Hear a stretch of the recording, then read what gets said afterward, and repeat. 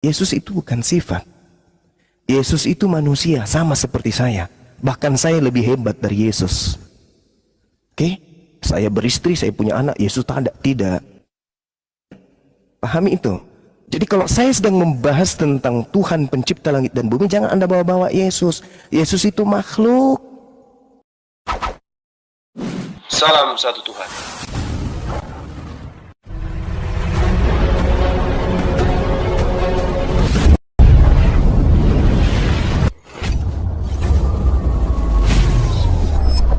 Ya, pengantar ini singkat para sahabat. Dukung semua ya sahabat-sahabat kita channel Densa News Muslim.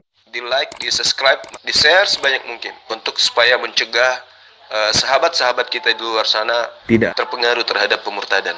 Semoga Allah memberikan selalu sikap istiqamah. Salam satu Tuhan, Allahu Akbar. Bukan makhluknya.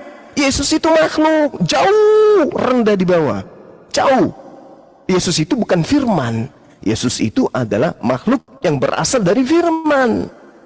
Pada mulanya dalam firman, firman itu bersama-sama dengan Allah. Yang bersama dengan Allah itu adalah sifat.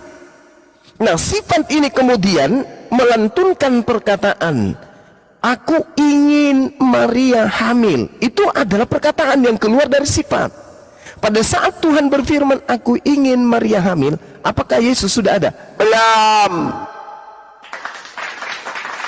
Gabriel datang, Roh Kudus datang kepada ibunya. Wahai Maria, wanita perawan yang bertunangan dengan Yusuf. Ya, apa?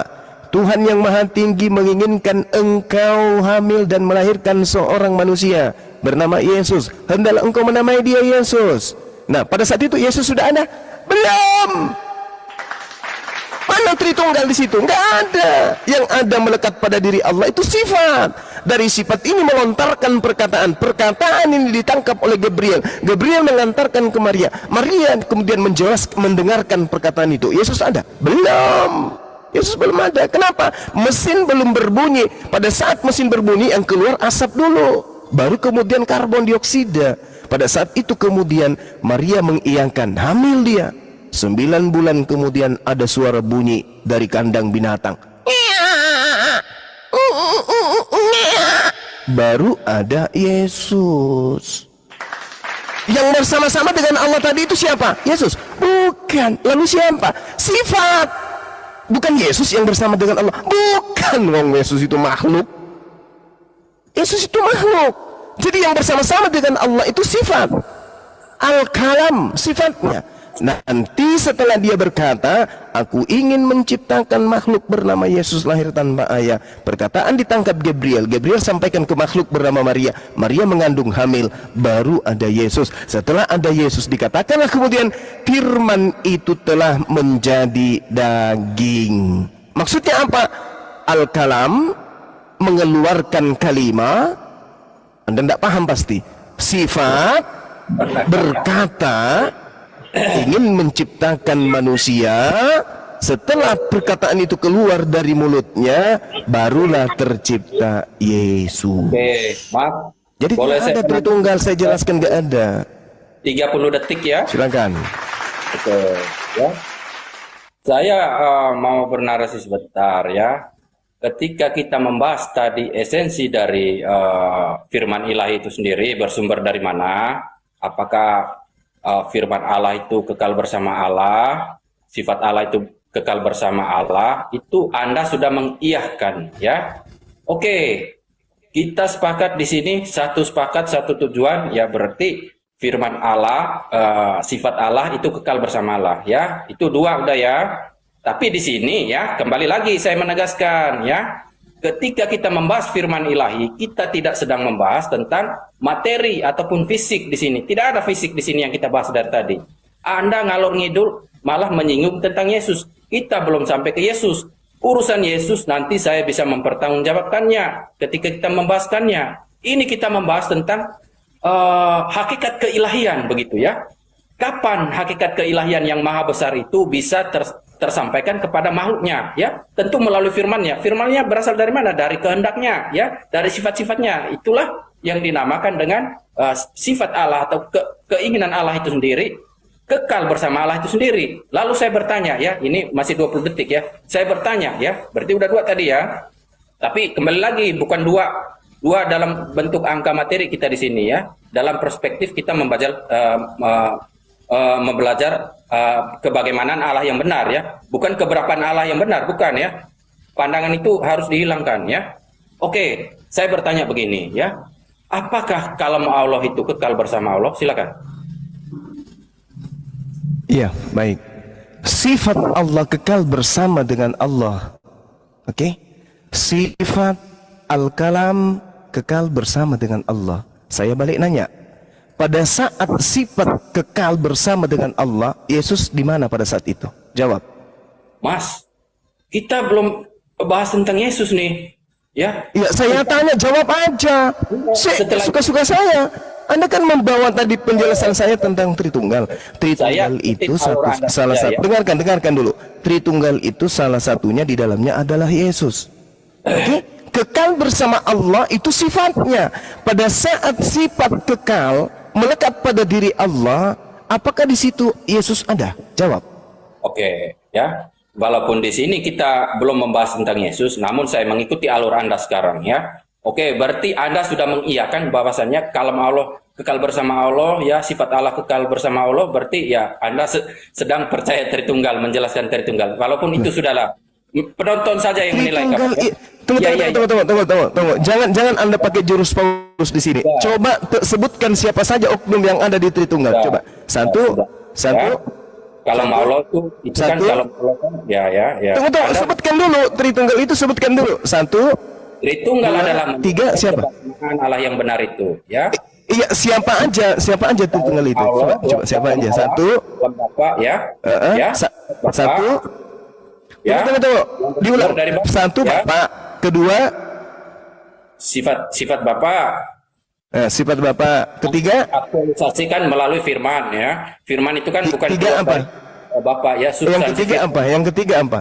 Satu kan tadi Bapak, kemudian sifat. Yang ketiga apa? Allah, sifat Allah, kekal bersama Allah, kalam Allah, sifat Roh Kudus ya. Kekal bersama Allah ya. Tapi itu sudah kita di sini sudah ada Yesus. Oke ya. Anda mau ada Yesus tentang Yesus? Mau membahas tentang saya tanya kepada Anda, ketika Anda menyebut Tritunggal tadi, di situ tidak ada Yesus. Lalu kenapa Yesus ini menjadi Tuhan? Lah, yang bilang ada Yesus tadi Anda kan? Berarti Yesus bukan pribadi yang satu dengan Tuhan, betul? Yang bilang Yesus di situ ada tadi kan Anda, bukan saya kan? Oke. Dengan demikian Anda sudah membatalkan bahwa Yesus itu satu hakikat dengan Tuhan.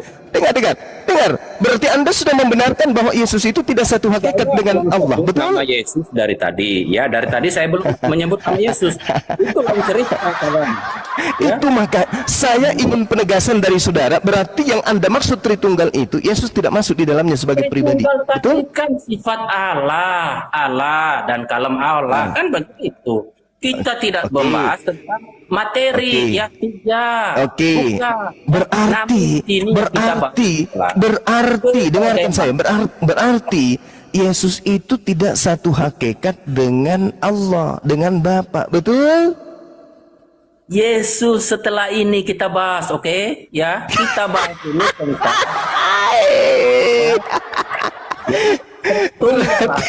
Berarti Yesus ini tidak satu hakikat dengan Allah, sebab Yesus tidak masuk di dalam daftar 3 pribadi yang Anda imani di Tritunggal. Nanti panggil. Makanya saya katakan dia itu bukan knalpot, bukan asap, tapi dia adalah apa yang dihasilkan oleh asap, karbon monoksida. Dia adalah racun Yesus itu ya. Udah kena kan Anda? Jadi di Tritunggal itu ternyata Yesus tidak ada di dalamnya. Selamat. Asap kan Anda ya. Bukan saya ya. Namun Udah selesai. Ketika Tuhan bersama dengan sifatnya. Ketika Tuhan bersama dengan sifatnya, di situ tidak ada Yesus. Oke. Ternyata Yesus ini tidak termasuk di Berarti dalam kita Tritunggal. tentang kebagaimana Allah yang benar tadi sudah clear ya, bahwasannya Anda membenarkan bahwasannya Allah Anda itu kekal bersama. Tadi nggak membenarkan, Pak. Kekal bersama. Ini sudah pakai jurus Paulus dia pakai. Jurus Kita membahas Paulus. tentang Jangan pakai jurus penyesat di sini, Bung. Nggak ada orang yang bisa kamu sesatkan. Saya katakan Allah bersama dengan sifatnya itu kekal. yes, Oke. betul. Yes. Nah, pada saat Allah bersama dengan sifatnya, kekal bersama dengan sifatnya, Yesus sudah ada atau belum ada? Oke, begini saja deh ya, kita membahas tentang Yesus. Oke. Ada kan dari tadi ya, tidak bisa. Tunggu. Pada saat Allah bersama sifatnya itu berdiri sendiri bersama-sama, sehakikat dia, Yesus sudah ada atau belum ada? Ketika ya kita membahas tentang kebagaimana Allah yang benar ya. Jawab. Ya. Asal Anda Itu jawab dulu. dengar dulu ya. Guruna kan udah sepakat ya Guruna ya. Mercedes sepakat dengan Islam, sifat itu bersama-sama dengan Allah kan gitu. Nggak ada Yesus di situ. Pada saat sifat dan Allah itu adalah satu hakikat, apakah Yesus sudah ada di situ? Ya diam dulu yang lain ya, tolong ya. Gitu ya. Habisnya lu gemes lu nggak mau jawab sih. Iya, Ya, Buradmin. ya. Biar tidak ngagurmologi ya. Ngagurmologi itu tidak dipentingkan di sini ya. Ngagurmologi, cocokmologi tidak dipentingkan di sini. Namun kita Ternyata Bentar, Yesus mohon maaf, ini Tuhan junior mohon maaf. Aku mau nanya dulu, tidak selamat masuk malam. dalam tataran Snow, Tritunggal. halo, Snow monitor. Snow, ada orang kah? Oh tidak ada. Snowman. Mohon maaf turunkan ya, gantian sama yang lain. Ya, pertanyaan Mbak Juma dijawab Kristen dulu boleh tuh. naik. Lanjutkan. Dijawab. Pertanyaan Mbak dong. Juma dijawab, Bro. Ya, sebelum kita ke Yesus, kita pahami dulu ya. Kita kepada substansi ya, kepada substansi tentang kebagaimana Allah yang benar itu ya. Allah yang benar itu bersifat kekal ya, bersama firman-Nya ya, bersama sifatnya tadi ya, itu firman-Nya yang diaktualisasi melewati Ini mah firman-Nya. bukan substansi, ini mah bumbu terasi. Ya, saya tidak memakai standar ganda seperti kamu ya. Diam aja dulu ya. Ketika Anda mengiyahkan itu berarti Anda di sini mempercayai Tritunggal. Oke? Lalu kita dasarnya sekarang membahas tentang Yesus ya. Tunggu dulu Tritunggal tanpa Yesus ini ya. Tritunggalnya Yesus. tanpa Yesus ya. Tidak ada Yesus di situ ya. Nggak ada Yesus. Anda membahas Lanjut. Tritunggal.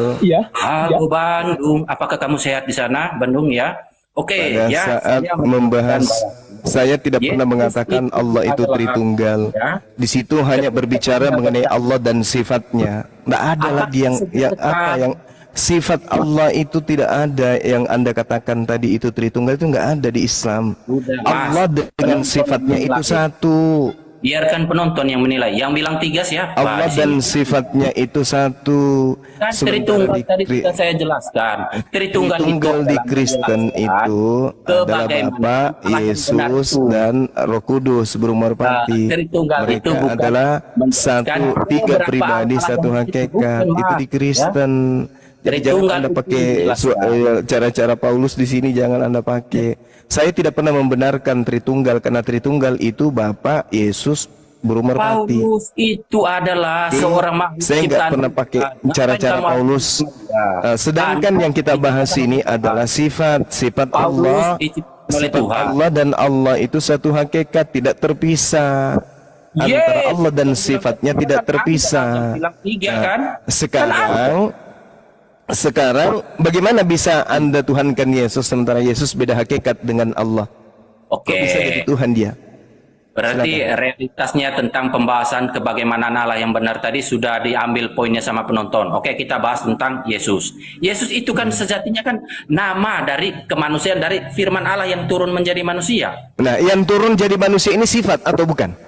Yang turun menjadi manusia adalah firman Allah itu. Ya, Sifat yang atau bukan? Sifat atau Allah. bukan?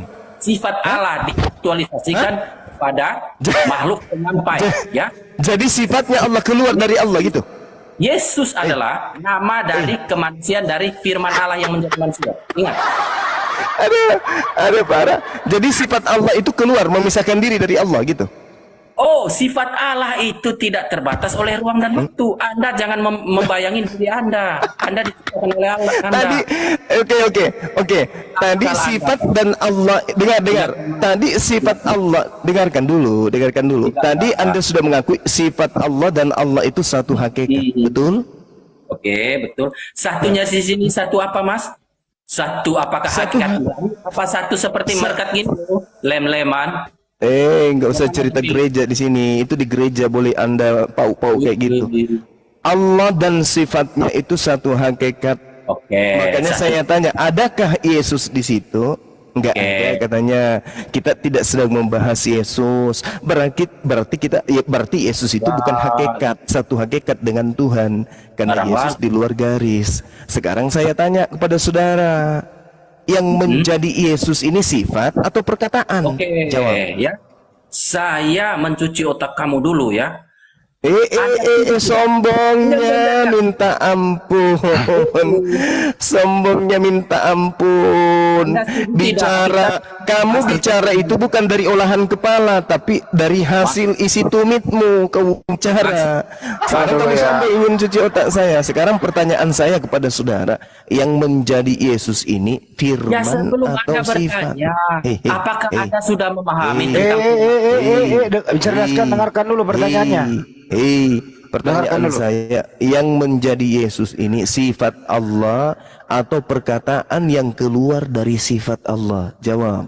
Oke, begini dulu Mas ya. Anda gitu, Pak. Kita Udah. jawab. Kalau kamu nggak jawab, saya babat kau ya. Gepeng. Oke, saya bisa.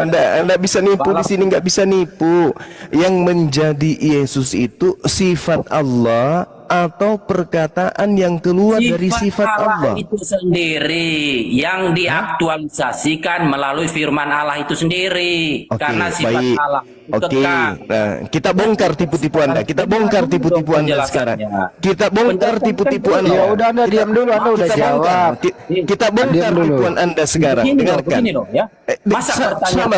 Sabar. Saya sudah nangkap cara Anda menipu. Anda mengatakan sifat Allah yang keluar dari Allah. Gimana ceritanya?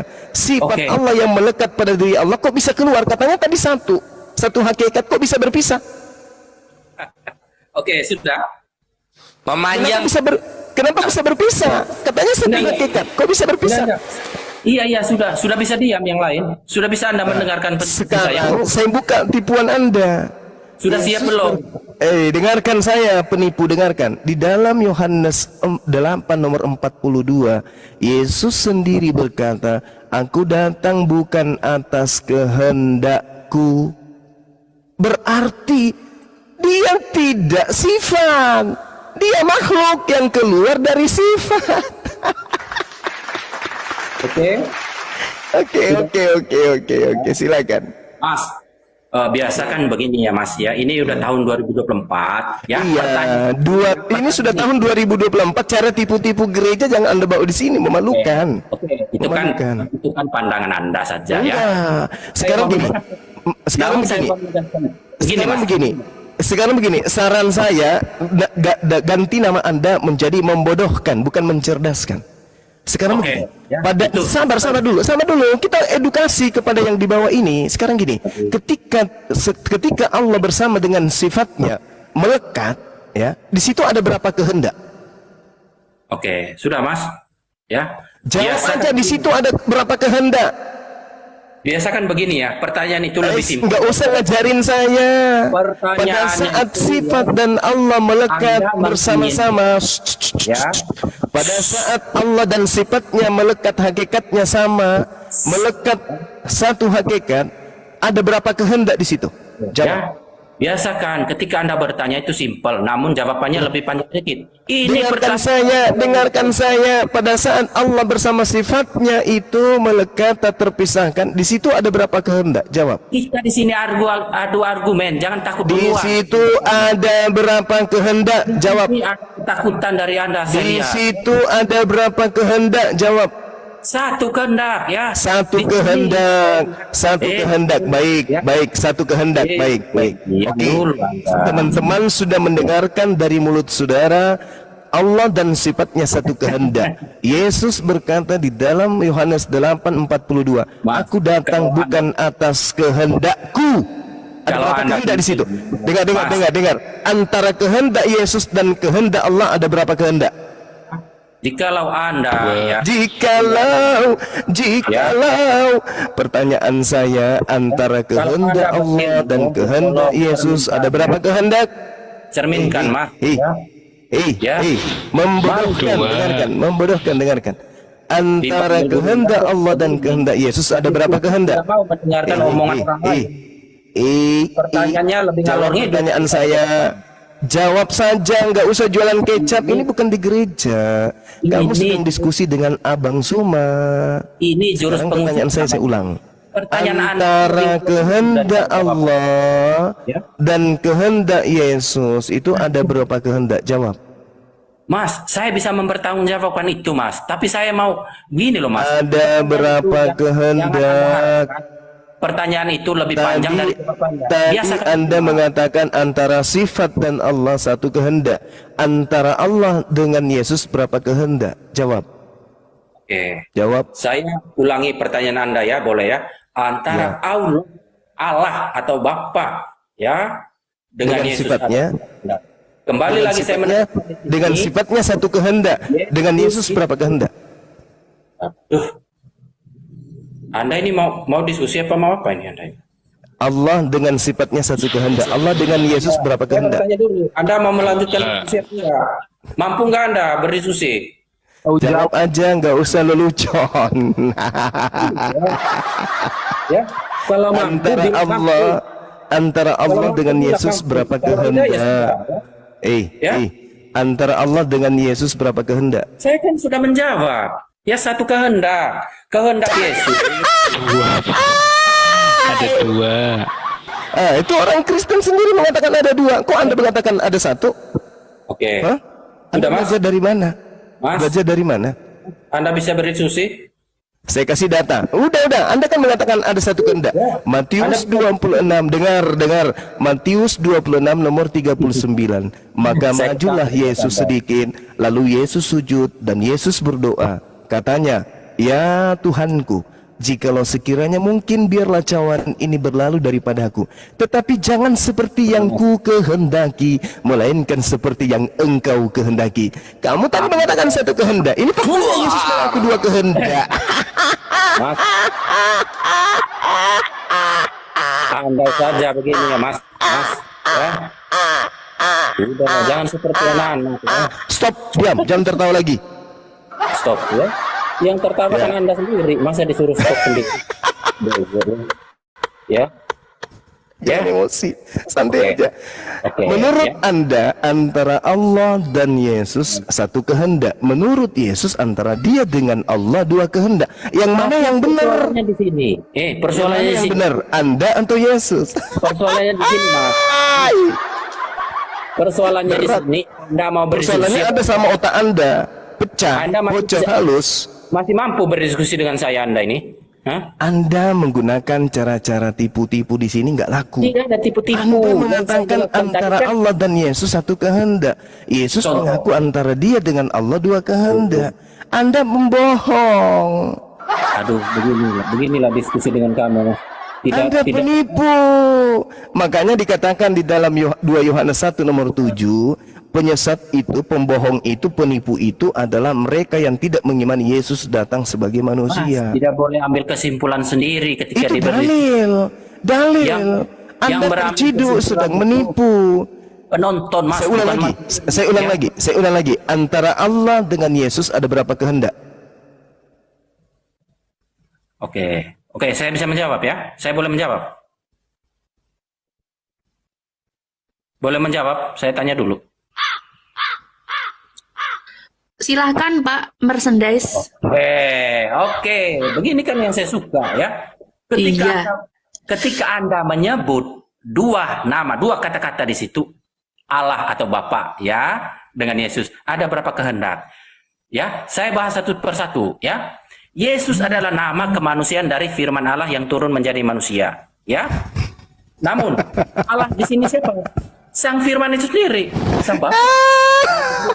Lalu kehendak, konteks dan kehendak agama. Oke. Pada diri Allah ada berapa kehendak? Aduh, kok seperti anak-anak saya berdiskusi. Anda mengatakan Yesus itu adalah kalam firman itu sendiri yang menjadi manusia kan? Sekarang saya tanya, pada diri Allah ada berapa kehendak? Saya berulang kali bertanya, masih bersedia berdiskusi dengan saya, Mas? Ini kita sedang berdiskusi, Anda aja yang sekarang sudah panik. Ini Kenapa kita sedang Anda berdiskusi. Anda terpenjara dengan argumen Anda sendiri. Kenapa? Karena Anda hanya berdasarkan doktrin mimbar gereja. Saya berdasarkan dalil dengan makhluknya. Yohanes 8:42, aku datang ke atas muka bumi bukan atas kehendakku sendiri. Di situ ada berapa kehendak? Mas, ketawa gue lihat kamu. Yesus datang atas kehendak siapa? Berdiskusi itu adu argumentasi, bukan adu ngeyel. Saya tanya kepada saudara, Yesus datang. Dengarkan. Yesus datang atas kehendak siapa? Bicara. Dengar Dengar Yesus terus datang. tadi gue ini. Gak pernah. Argumentasi itu yang paling penting, Mas. Bukan ngeyel. Coba ambil tisu itu liurnya sudah menetes sebelah kiri, Pak. Ya, betul. Sebelah kiri ya. Dilap aja pakai lengan. Mantap. Saya ulang, dengarkan baik-baik. Yesus datang. Dengar. Yesus datang di dalam Yohanes 8:42. Dia datang atas kehendaknya atau atas kehendak Allah? Jawab. Saya ketawa melihat Anda itu terlalu bodoh. Tapi saya lihat yang ketawa saya, bukan Anda.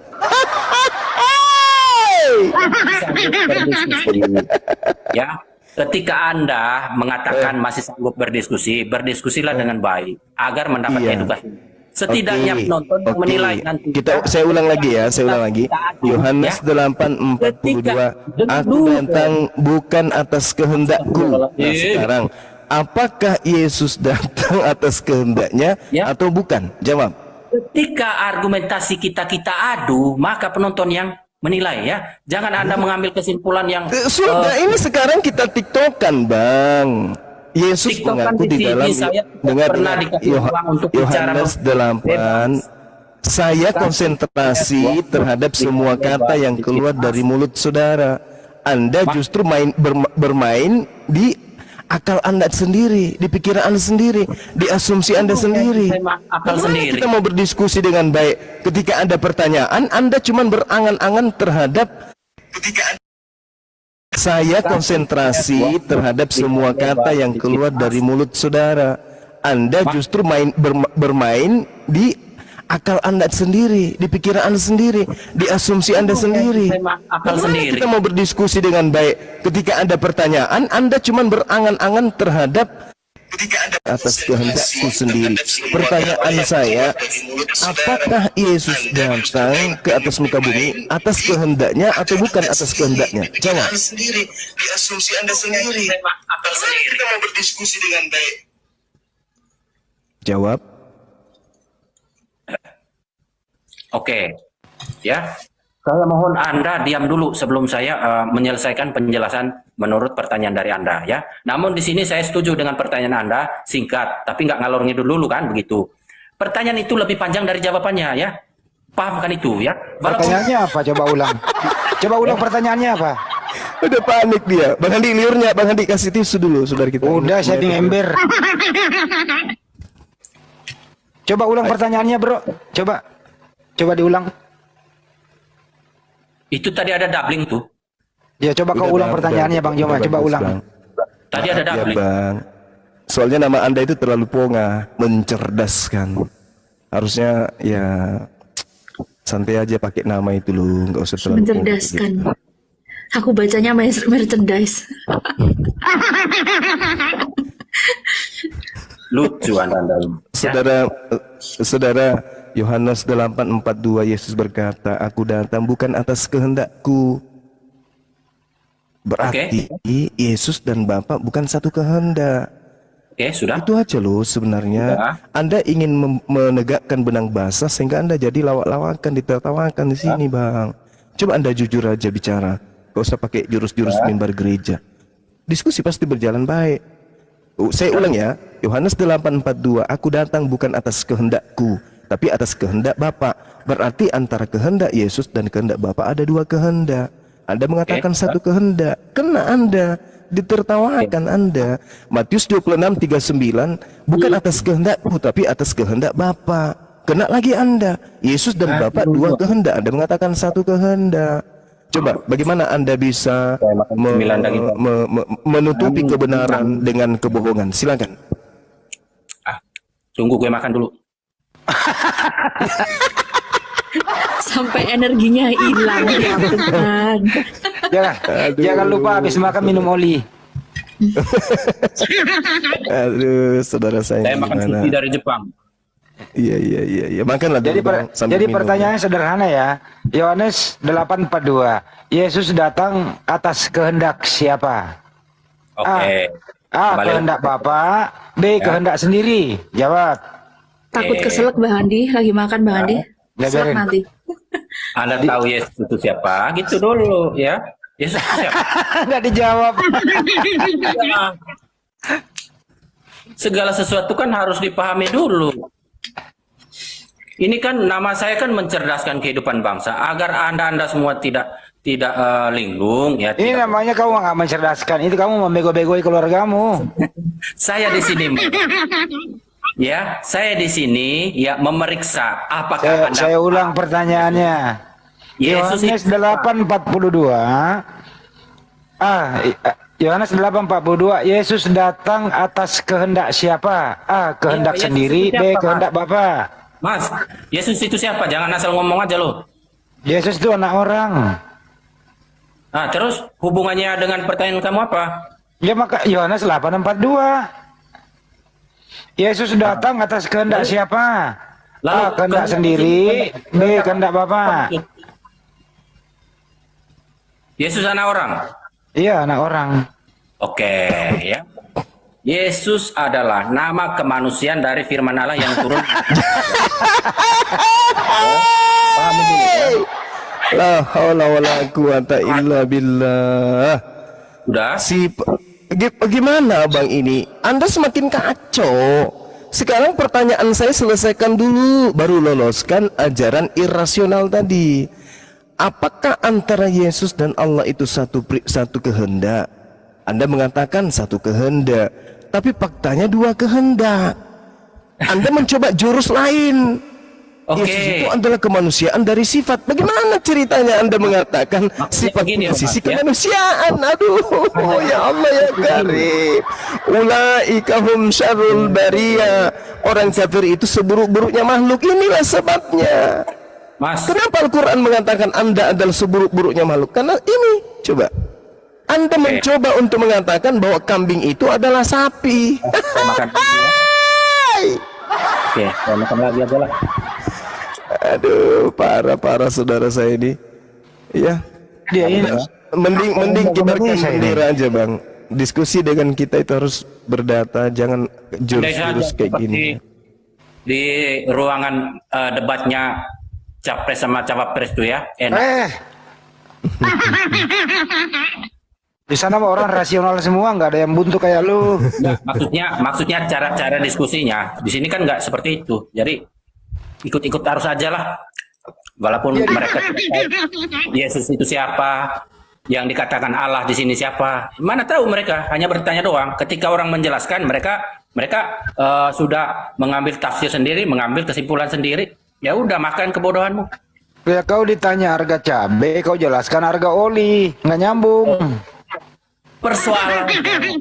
Persoalannya yang bertanya ini tidak kenal yang namanya cabai, hanya kenal namanya Justru doang. nggak kenal kita tanya.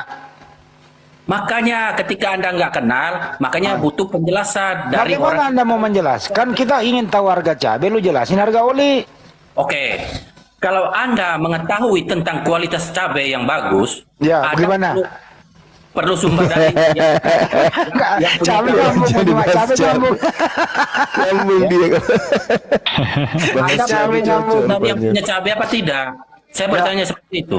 bagaimana bisa kita menanam Bagaimana cabai bisa Anda terus menanam bisa nanti cabai? panen dengan kualitas unggul cabai? Bagaimana kita memulai dari mana menanamnya? Bagaimana Memahami caranya? tentang cabai ketika Anda tidak mau mendengar penjelasan dari yang punya cabai. Ya udah coba bagaimana cara supaya kita panen cabai yang baik? Apa yang kita lakukan? Jawabannya yang Nabi apa itu ya? Apa? Pertama-tama apa yang kita lakukan? Oke. Masalah cabai ya, ya. Diam dah semua cabai nih. Step ya.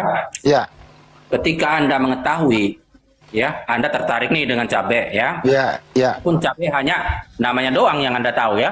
ya, Tapi Anda tertarik dengan cabai. ya. Namun ketertarikan Anda dengan cabai ya, Hmm. Anda mau mengetahui tentang cabai dari sumbernya langsung, yaitu pemilik cabainya. Kan Ya. begitu. Ya, gimana Bukan caranya mengetahui pemilik cabainya? tentang cabai dari luar yang tidak tahu apa-apa tentang cabai tersebut. Iya. Dia tahu namanya doang. Disimpul-simpul. Muter-muter juga. Tahu namanya cabai doang juga dia. Dia hanya menyimpulkan Akbar. tentang Masya Allah. menurut Gini dia. aja deh, cabai itu pedas apa manis? Oke. Saya katakan cabai ada yang setengah pedas, ada yang pedas sekali, ada yang...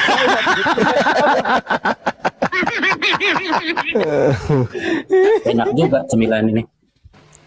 Tahu malasa. Tobat, Mas, tobat.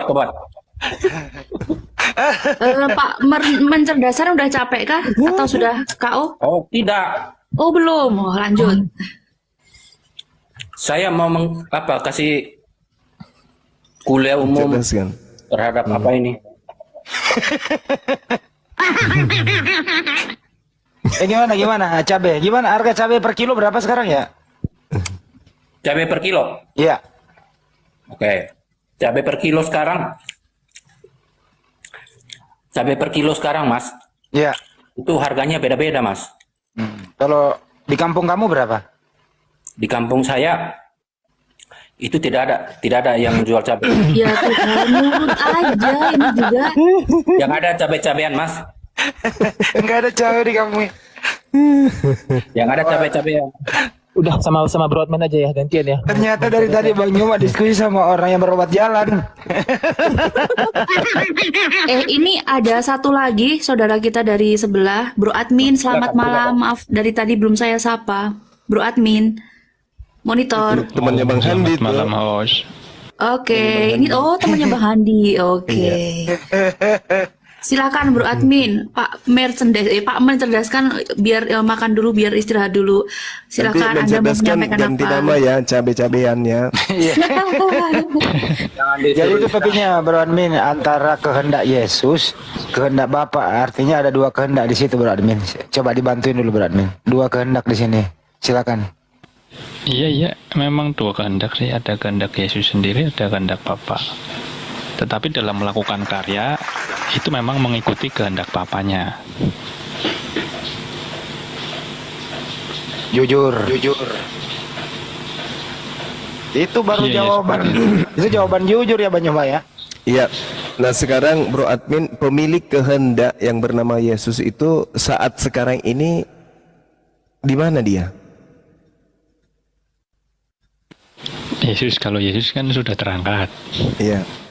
Iya, Yesus terangkat. Ya, terus? sudah kembali. Kembali ke? Ya, bersama-sama dengan Bapa, di hadirat Bapa. Berarti sekarang ada dua kehendak menyatu. Kalau dua kehendak, ya kan sekarang sudah menjadi satu di hadirat. Gepeng juga ini pasti.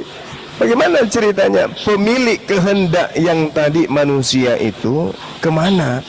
Menyatu. Maksudnya Tuhan, manusia tadi ini menjadi Tuhan gitu Bang? Bukan bang. Kemanusiaannya semenjak Yesus lahir sampai dengan dia terangkat, itu tetap ada. Berarti Tubuh tetap fisiknya manusia. tetap ada tubuh fisiknya, tetap dibawa naik. Ya, Nah, kan berarti- itu sebelum naik kan ditunjukkan luka-lukanya itu waktu nampakkan pada para murid. Berarti Tuhan bersatu dengan manusia atau manusia menjadi Tuhan? Atau tetap manusia? Bukan. Yesus ini adalah wujud penyatuan dari kemanusiaan dan keilahian. Wih. Iya, jadi makanya kalau khusus Kayak film wayang. untuk Yesus ini memang spesial. Dia Tapi manusia kemanusiaannya tetap juga, ada. Tuhan juga. Kemanusiaannya tetap ada. Oh, berarti sekarang Tuhan memiliki sisi kemanusiaan. Iya, semenjak ada Yesus kan begitu. Memang konsepnya seperti itu. Iya, berarti Tuhan memiliki sisi kebukan Tuhanan, gitu ya? Kemanusiaan aja biar mudah, jangan bukan Tuhan. Artinya Tuhan punya sisi yang bukan Tuhan, kan gitu. Jadi dia separuh aja Tuhan, separuhnya juga bukan Tuhan. Karena kenapa? Ada sisi kemanusiaannya.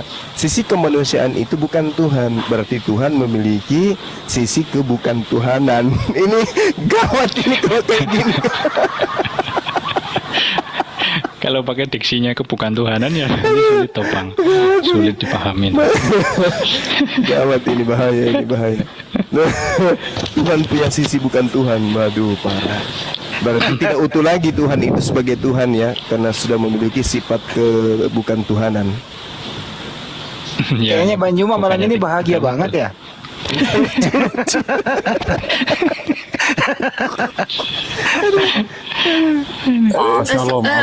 Shalom. Sebentar, mohon maaf, aku sapa dulu. Selamat malam Pak Yordan. Shalom alaikum, shalom. Shalom, Pak Yordan. Salam, selamat malam. Ya, salon. Ya. Ya Bang Juma, salam kenal Bang Juma, shalom. Iya, salam kenal Bang. Siapa namanya? Ya, Yordan. saya. Masya Allah. Iya, di mana Bang? Iya, Setuju kan Anda tadi? Ya, gimana? Kalau nggak salah ini Pak Yordan ini tempatnya dulu Yesus dibaptis ya. Sungai Yordan. iya, salam kenal, saya dari Manado, Maluku Utara. Saya dari Manado di Sulawesi Utara di Murang. Iya, saya di sini ikut belajar ya karena saya dari Yahudi, ingin belajar. Oh, Saya menyimak. Orang Yahudi. oh yang kemarin ini Yordan. Ya. Iya, Ya, coba Bang Hadi, ya. kita tanya sama beliau karena beliau dari Yahudi. Benarkah Elohim itu punya sisi kemanusiaan, Bang? Tidak, Tuhan kami tidak bisa dilihat satu-satunya Tuhan yang esa, tidak bisa dilihat. Tapi kami yakin ada dan kami akan takut dosa. Jadi dia tidak pernah jadi manusia gitu? Tidak pernah terhina kalau dia menjadi manusia makhluk. Karena dia karena dia pencipta. Iya. Tadi teman kita Bro Admin mengatakan Tuhan sekarang ini memiliki sisi kemanusiaan. Manusia tetap manusia, tidak sebanding dengan Tuhan. Tidak pernah menjadi Tuhan. ya Tidak kan? pernah. Iya. Masya Allah. Jadi Yesus menurut saudara? Yesus adalah sekian banyak dari Mesias palsu yang datang dan mengakui sebagai Mesias. Terlalu. Jangan tepuk tangan. Pegangan. Teman-teman pegangan semua. Agak goyah ini, pegangan ya. Bahaya ini. Oh ya, Bambang. Waduh. Malah kita ketawa. Untuk Yahudi, Yesus itu adalah Sekian banyak dari Mesias palsu, tapi dia yang paling berpengaruh dan merusak semua ini. wow. Lebih keras dari Billy Yahudi nih. Kenal Billy Yahudi, dia Yahudi di Jakarta. Saya kenal. Oh, mantap. Saya sering satu room sama dia di roomnya Bang Dalbo. Oh, mantap. Ya. Terus dari kapan Yahudi? Saya Yahudi dari lahir, tapi saya tinggal di Indonesia karena keturunan asli dari Yahudi, nenek moyang sampai orang tua, bapak dan ibu sama dari Yahudi. Dari lahir Yahudi, nggak pernah Kristen ya? Tidak. Anjir, mantap. Memang Di ini situ Billy kalah. Informasi memang di Manado itu ada sinagog yang sudah dibangun. Betul ya, Bro? Betul. Iya, kami 28 orang. Iya, 28 orang. Iya, 28 orang. Itu udah termasuk Rabi Yaakov? Belum. Oh, belum. Berarti sama nggak sinagognya sama Sama-sama, cuma karena saya tinggal jauh dari sinagong. Karena 4 jam perjalanan kalau sinagong, karena sinagong di pusat kota. Oh gitu, oke. Ya udah, mungkin ada yang ingin diluruskan mungkin dari kesalahpahaman kawan-kawan Kristen terhadap kitab Yahudi. Nah, dulu ini harus diluruskan. Oh, iya. Pendapat sebentar dulu, ini Banyu mau bicara. Jadi gini, menurut Yahudi tentang Yesua Masya seperti itu, menurut Islam memandang Yesua Masya seperti apa, Banyu Mak? Iya, jadi kalau kita Nabi Isa alaihissalam ya, Nabi Isa alaihissalam itu datang mengajarkan hikmah. Hikmah apa? Hikmah Taurat. Hikmah Taurat yang kemudian mengajarkan tentang Tuhan itu satu, yaitu yang Yesus sebut dengan sebutan Bapa yang merujuk kepada Elohim, merujuk kepada Hasem, Yotevave. Dan menurut Yesus di dalam menurut Nabi Isa alaihissalam bahwasanya beliau datang itu mengajarkan aturan dan hukum-hukum Taurat. Hukum dan aturan Torah yang diajarkan kemudian kepada Bani Israel itulah yang Al-Quran sebut sebagai hikmat Injil, bukan Bible, seperti itu. Dan kemudian tidak mati disalib, tetapi memang dia hanya mengajarkan bagaimana Bani Israel untuk kembali kepada hukum Taurat. Lalu kemudian diancam ingin dibunuh oleh sekelompok orang bersama dengan orang-orang Romawi, diselamatkan oleh Allah. Yang disaliblah yang disebut Yesus hari ini oleh teman-teman Kristen, seperti itu. Jangankan dibenci, Mas. Ya, Yesus disalibkan oleh orang Yahudi kok sampai mati, ya kan? Yordan ini kan orang katanya kan orang Yahudi, ya memang tidak mempercayai. Bukan, Pak. Mereka kan masih menanti Mesias itu, ya. Silakan Mas Yordan. Iya, jadi yang kau katakan kami menyalibkan Yesus kamu. Kutanya sama kamu, apakah penyalipan yang kami buat itu apakah baik atau buruk? Karena tanpa penyalipan penembusan dosa tidak akan ada. Silakan. Yang nyalip bukan Yahudi, Bang. Yang nyalip itu Romawi. Salah semua berarti. Yahudi kan sudah menerangkan itu, Alkitab juga jelas di dalam hukum kami tidak boleh membunuh. Cabe-cabean. Mas, bro admin diam dulu. Menderita ini orang. Ya, begini ya, orang yang diantar 3 penjuru. Ya. Oh, tentara Romawi itu tentara yang mengeksekusi, namun keinginan dari ahli-ahli Taurat, orang-orang Yahudi itu Yesus disalib, kan begitu. Maka yang mengeksekusi itu adalah tentara Romawi. Kenapa tentara Romawi? Karena tentara Romawi lah, kekuasaan Romawi lah yang saat itu ada, kan begitu, Mas. Bukan berarti wah ini parah ya. Peran nomor 2. Pertanyaannya yang menyalib siapa? Manras anak buah. Yang melakukan penyalipan itu, Mas, orang-orang Yahudi, tentara Romawi. Iya kan tadi ditanya, yang menyalib siapa? Pontius Pilatus, Mas Brot admin ya. Oh, enggak, Pontius Pilatus itu mau membebaskan. Alena siamba. Pontius Pilatus malah mau membebaskan loh. Pontius Pilatus itu tidak ada kutemukan salah apapun terhadap orang ini. Maka disampaikan firman Allah tersebut, maka Yesus diserahkan lagi kepada orang-orang Farisi, orang-orang Yahudi. Lalu tentara Romawi yang mengeksekusi, begitu Mas. Ya, jangan Anda salah paham dong. Iya, saya ngerti itu, ngerti. Gara-gara makan cabai 1 kilo. Makan cabai. Jadi cabai-cabean, Mas, gara-gara cabai-cabean itu. Coba mencerdaskan, yang ngoreksi lu itu orang Katolik itu. Ya, nggak masalah. Kita ini orang Kristen ini, ya, ketika ada yang kurang pemahamannya, saya belum tentu sempurna, dia juga belum tentu sempurna. Saling memahami, saling melengkapi. Tidak masalah bagi kami orang Kristen. Aja nggak terima dikoreksi lu. Tapi persoalannya kau dibetulkan, kau ngeyel. Tidak ada yang diinginkan di sini, Mas. Memang faktanya begitu kok.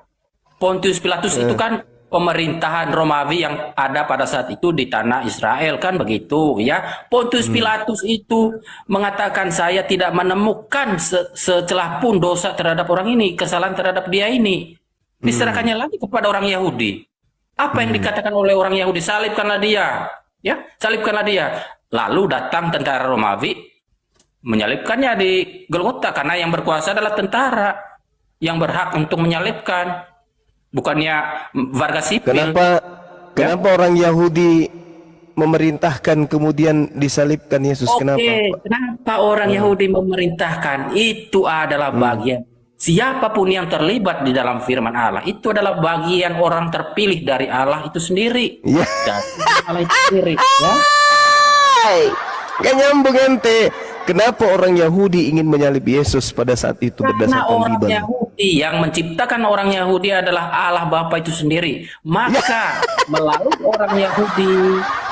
Enggak, coba ini ada Yahudi asli nih. Ini Yahudi asli nih, bukan Yahudi versi Perjanjian Baru. Emang beneran kalian Yordan yang nyalib? Yahudi versi Perjanjian Baru. Mencerdaskan. Kalian selalu mengatakan bahwa kami adalah dalang. Mencerdaskan. Kalian selalu menjelek-jelekan kami. Terus kalian juga ingat ya, mencerdaskan. Yesus kalian tidak dibenarkan dalam perjanjian lama kami, dan jangan pernah membenarkan Yesus kalian dengan memakai perjanjian kami di Injil kalian, karena kami tidak mengenal Yesus kalian. Kami Injil kalian. Stop membawa-bawa perjanjian lama, membenarkan Yesus kalian dalam memakai perjanjian lama di Injil kalian. Bentar, Yordan, dijawab dulu. Nenek moyang kalian sama di Yerusalem menyalibkan Yesus nggak, gitu loh? Saya tidak tahu nenek moyang saya dengan cerita itu. Oh.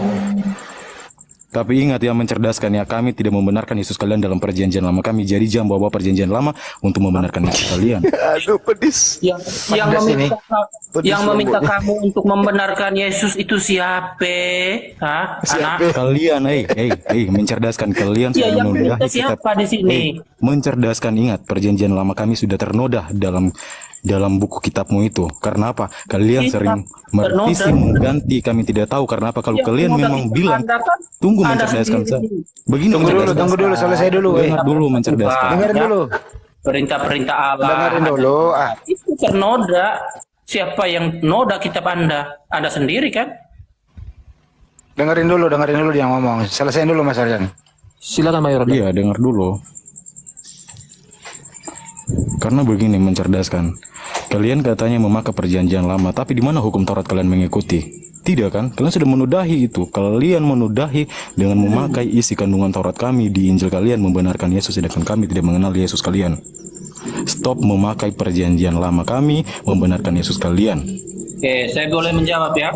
Boleh? Boleh? Oke, ya. Ya, jangan Anda harap ya. Ya. Orang Kristen itu ya Anda mengemis-ngemis begitu ya. Oh, kenapa Anda tidak memakai hukum-hukum Taurat? Ya jangan harap dong. Ketika Anda mengharapkan apa yang tidak Anda imani, ya Anda bergantung kepada orang Kristen berarti.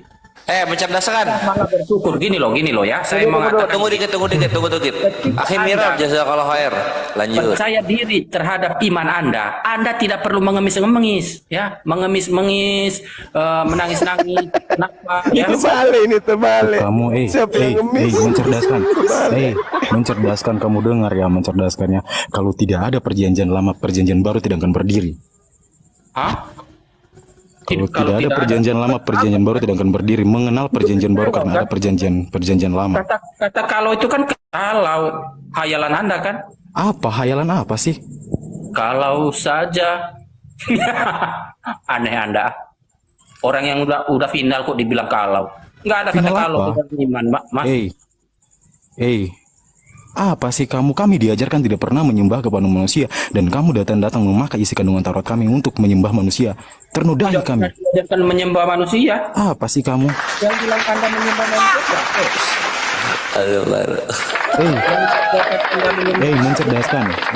Mencerdaskan, dengar ya.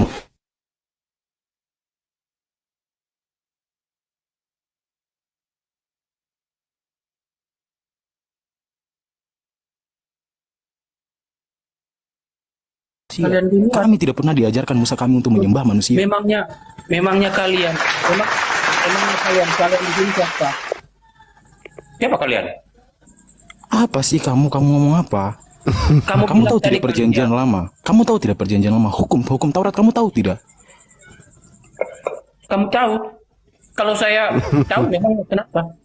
Kalau kamu tahu, kamu tidak akan tersesat menyembah manusia karena Musa kami dan raja-raja terdahulu tidak pernah mengajarkan kami menyembah kepada manusia. Sampai detik ini pun kami mati tidak pernah kami menyembah manusia karena kami tahu Tuhan kami, Kejadian 1 ayat 1 yang menciptakan langit dan bumi. Tiada Tuhan yang lain yang bisa menciptakan langit dan bumi. Emangnya sejak kapan gue mengemis sama lo? Ayo sembahlah manusia. Sejak kapan? Sejak kapan?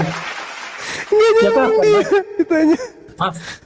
Ngana itu ngomong sembarangan aja, seenaknya aja. Ngana.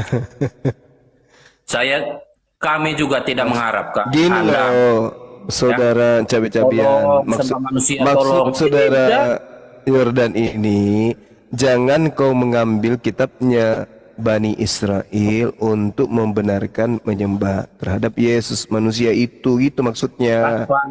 Kapan saya ambil kitab dia, kapan?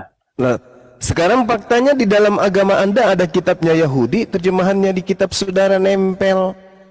Anda katakan itu perjanjian lama, padahal hukum Taurat itu adalah perjanjian baru. Yeremia 31, nomor 31, Aku Tuhan akan mengadakan perjanjian baruku dengan Bani Israel dan Bani Yehuda. Nah, kenapa Anda mengatakan bahwa itu perjanjian lama? Padahal itu perjanjian baru. Di dalam Alkitab kami tidak ada dua agama, tidak ada Tuhan kami membawa agama.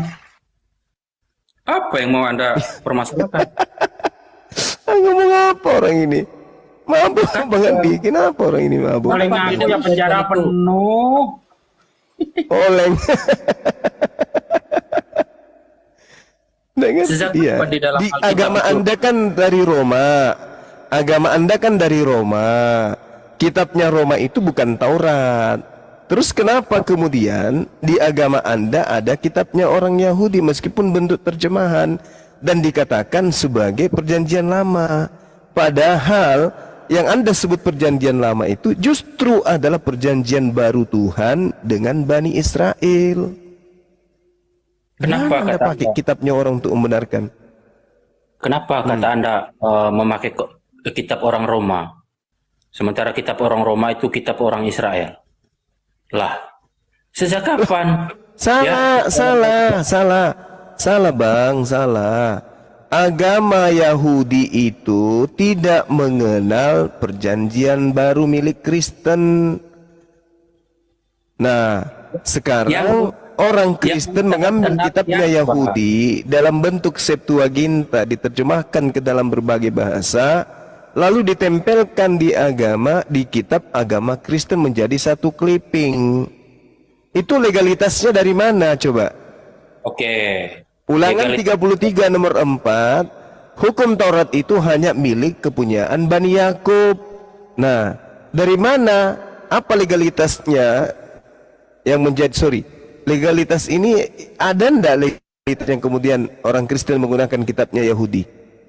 Legalitasnya ya. Tentu di sini kita berbicara tentang legalitas itu yang bersifat legalitasnya haknya dari firman Allah itu sendiri ya. Terserah firman Allah itu mau bagaimana, itu urusan dia ya. Namun di sini ya kami mengimani ya. Bilang ganti nama Anda dulu. Turun dulu Bang, turun dulu, ganti nama Anda menjadi cabai-cabian. Iya, mencerdaskan. Kamu tanya sama kamu dulu, mencerdaskan. Apa yang dimaksud firman Allah?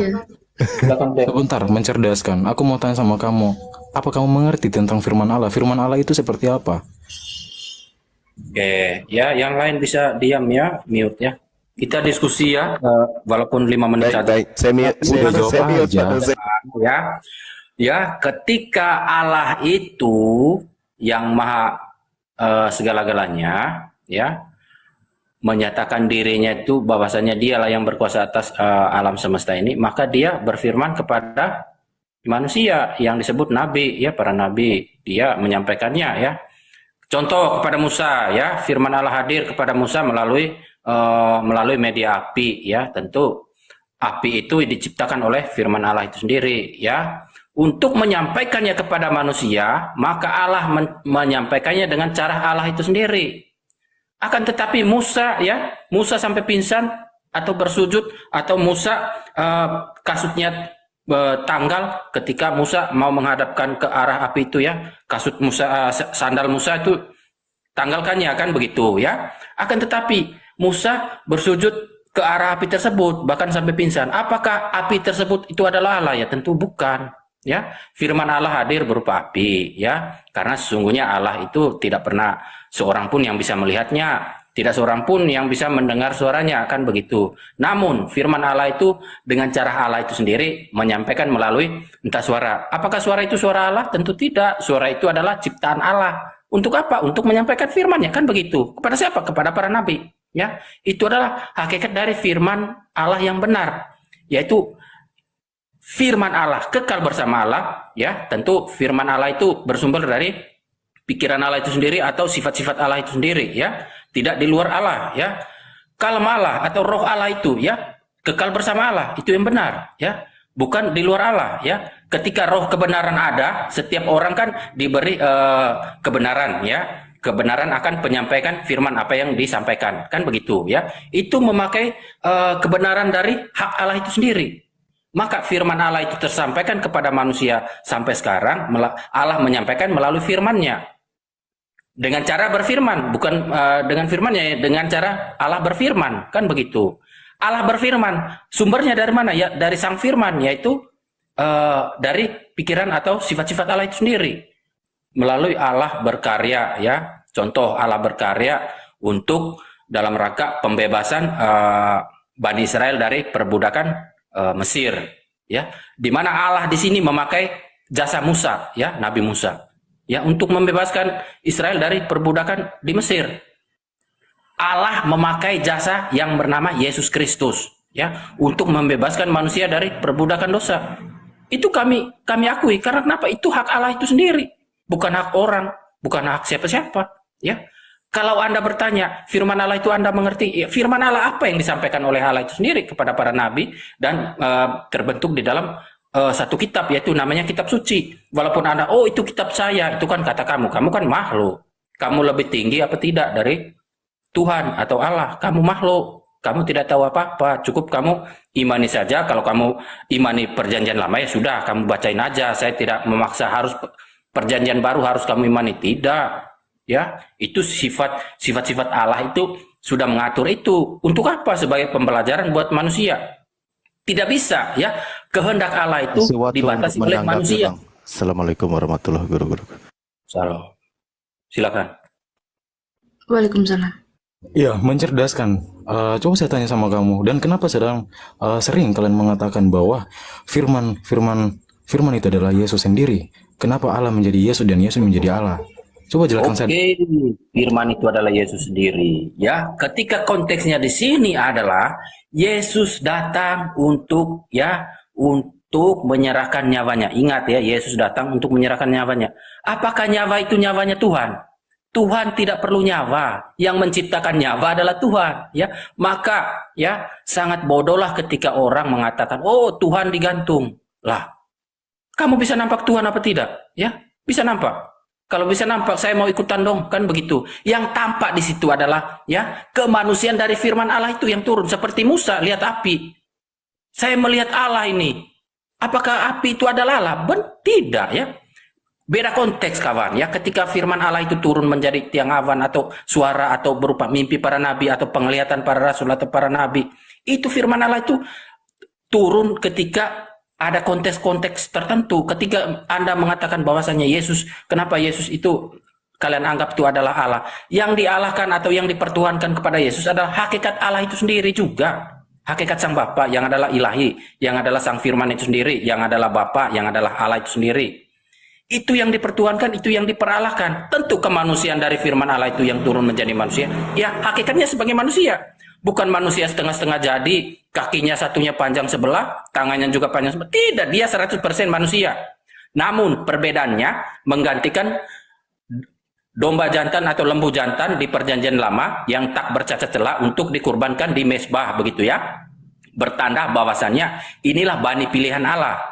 bukan di luar Bani Israel, bukan Bani pilihan Allah. Ya, bukan berarti di luar Bani Israel tidak dikasih Allah, bukan. Itu sebagai patokan, itu sebagai rujukan manusia akan percaya kepada firman Allah, memakai satu suku bangsa yaitu keturunan Abraham, ya, Ishak, Yakub, ya, bukan keturunan Ismail, ya.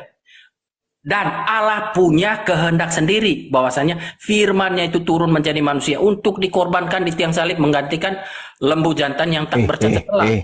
Ya sudah, silakan. Tadi saudara membawa Bani Ismail.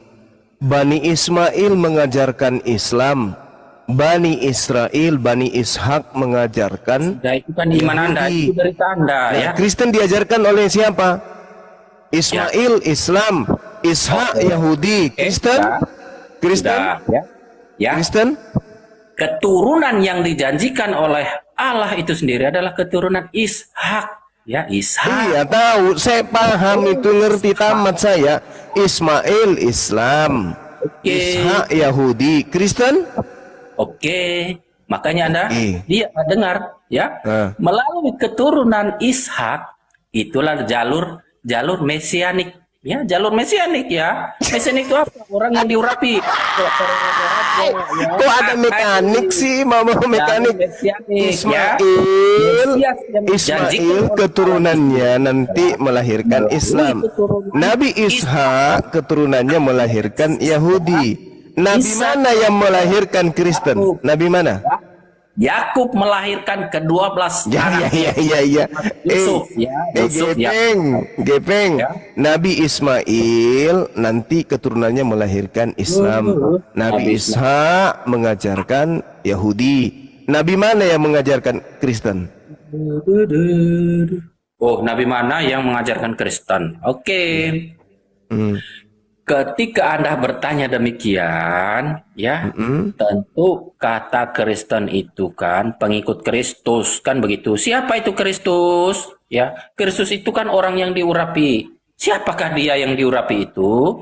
Tentu Daud diurapi oleh Nathan kalau nggak salah, ya, atau siapalah, ya. Nabi mana yang mengajarkan Kristen?